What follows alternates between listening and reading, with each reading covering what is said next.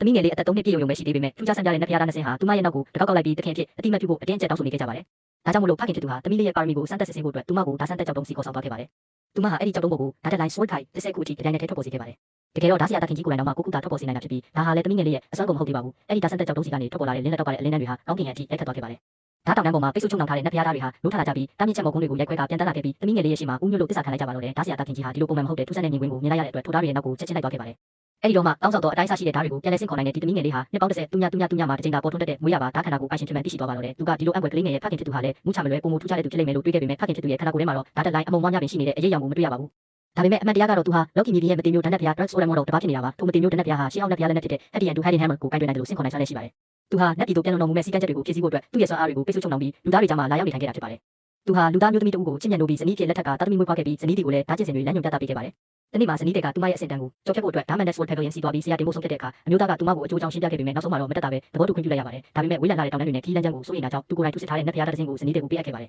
။သူကဇနီးတွေကိုမျက်လုံးမိတ်ခိုင်းပြီးခက်ခဲတဲ့အချိန်တွေမှာလုံခြုံပေးကင်းပြီးရှေ့ဆက်နိုင်ဖို့အတွက်သူ့ရဲ့မေတ္တာတက်ကာကွယ် Hard Protection ကိုပါသူမရဲ့ခန္ဓာကိုယ်နဲ့ထည့်သွင်းပေးလိုက်ပါတယ်။နှစ်ပေါင်း6နှစ်ကြာမြင့်သွားခဲ့ပါတယ်။အမျိုးသားဟာသမီးလေးကိုပြုစုပြောထောင်ရင်းဇနီးတွေပြန်လာမယ့်နေ့ကိုစောင့်မျှော်နေခဲ့ပေမဲ့သူမဟာပြန်မလာခဲ့ပါဘူး။အဲ့ဒီအစားလူစုတစုရောက်ရှိလာပြီးသူတို့အတွက်ဓာတုစစ်ပေးဖို့အသေးအတန်တောင်းပန်ကြပါတယ်။ဘာလို့လဲဆိုတော့ဓာတ်မန်နက်ကအရေးချုံမျိုးမာတွေဟာနာမည်ကြီးသားတွေကိုလူယူဖို့အတွက်သူတို့ရဲ့မိသားစုတစ်ခုလုံးကိုတက်ဖြတ်ခဲ့ကြလို့ဖြစ်ပြီးသူတို့ကကလေးစားချင်နေကြတာပါ။အမျိုးသားကလော်ကီရေးရဆက်ရှုပ်တွေထဲမပါဝင်ချင်တာကြောင့်ညှင်းပယ်ခဲ့ပါတယ်။ဒါပေမဲ့သူတို့ကိုဥဆောင်လာတဲ့အမျိုးသမီးကလူတိုင်းကိုတူးထောက်ခိုင်းထားပြီးသမီးငယ်လေးကလည်းတနာစရာကောင်းတဲ့အမကြီးအတွက်ဝိုင်းဝန်းတောင်းပန်ပေးနေတာကြောင့်နောက်ဆုံးမှာတော့အမျိုးသားဟာသူမကိုထူမပေးလိုက်ရပြီးအလုပ်ကိုလက်ခံလိုက်ရပါတော့တယ်။ရက်ထိုက်တဲ့ဖိုးခါကိုလည်းရှော့မှာမဟုတ်ဘူးလို့သူကသတ်မှတ်လိုက်ပါတယ်။အဲ့ဒီနောက်3ရက်ကြာမှာတော့ဓာတ်မန်တက်ရဲ့အကြီးအကဲမျိုးသမီးဟာမန်တက်ရဲ့ဘိုးဘေးကြီးနဲ့မင်္ဂလာဆောင်တော့မှာဖြစ်ကြောင်းထိုခန်းသားမှာမန်တက်အကြီးအကဲရဲ့အာယုံဆိုင်မှုတွေကိုအခွင့်ကောင်းယူပြီးအထက်ကိုကျူးကျော်ဝင်ရောက်ကမန်တက်ရဲ့ကောက်ကြီးရုံမှမှုတွေကိုဖွင့်ချဖို့စီစဉ်ထားကြောင်းသူသိလိုက်ရပါတယ်။မိမိရဲ့ဇနီးတွေကအခြားတဦးနဲ့မင်္ဂလာဆောင်တော့မယ်ဆိုတဲ့သတင်းကိုကြားလိုက်ရတဲ့အခါအမျိုးသားဟာအလွန်မင်းတုန်လှုပ်သွားခဲ့ပါတယ်။သူဟာသတင်းကိုသိချအောင်စုံစမ်းခိုင်းပြီးမှန်ကန်ကြောင်းသိလိုက်ရတဲ့အချိန်မှာတော့သူ့ရဲ့စိတ်ဓာတ်တွေအားလုံးပြိုလဲသွားခဲ့ရပါတယ်။သူဟာနှစ်ပေါင်းများစွာဝတ်ထားခဲ့တဲ့လက်နက်တွေကိုထုတ်ဖော်ပြသပြီးရွေးချယ်ခိုင်းရတာတိုင်းဟာသူတို့ရဲ့မီယိုဖလာနာမည်ကြီးသားတွေထက်တောင်ပုံမတောင်းနေတာကိုတွေ့ရပါတယ်။ဒါပေမဲ့သူကကလေးစားချဖို့အတွက်မဟုတ်ပဲဇနီးတွေကိုရှာဖွေပြီးအမှန်တရားကိုရှင်းရှင်းလင်းလင်းမြင်ဖို့အတွက်သာသူတို့နဲ့တူလိုက်ပါသွားခဲ့ပါတယ်။လက်ကီမှာဓာတ်မန်တဲ့ရဲ့တပည့်တွေကချုံကိုတိုက်ခိုက်တာကြောင့်သူတို့ဖွဲ့ဟာအရေးနှိမ့်လူနီးပါးဖြစ်သွားခဲ့ပါတယ်။အဲ့ဒီအချိန်မှာအမျိုးသားကသမီးလေးကိုရှေ့ထွက်ခိုင်းလိုက်ရသမီးငယ်လေးဟာသူတို့ကိုလောင်ပြောင်းနေတဲ့တပည့်တွေကိုတိုင်းကွက်တစ်ကွက်ထဲနဲ့အလဲထုတ်ပစ်လိုက်ပါတော့တယ်။အဲ့ဒီနောက်မှာတော့ချိန်ဝါကြီးမားလာတဲ့ဓာတ်ဘီရင် Sword King တက်ရှိလာပြီးလူတိုင်းဟာသူ့ရဲ့ဖျဲသီးပမာကြီးမားတဲ့လက်တိချက်တွေကိုကြည့်ပြီးတုံးလုံးချောက်ချသွားကြပါတယ်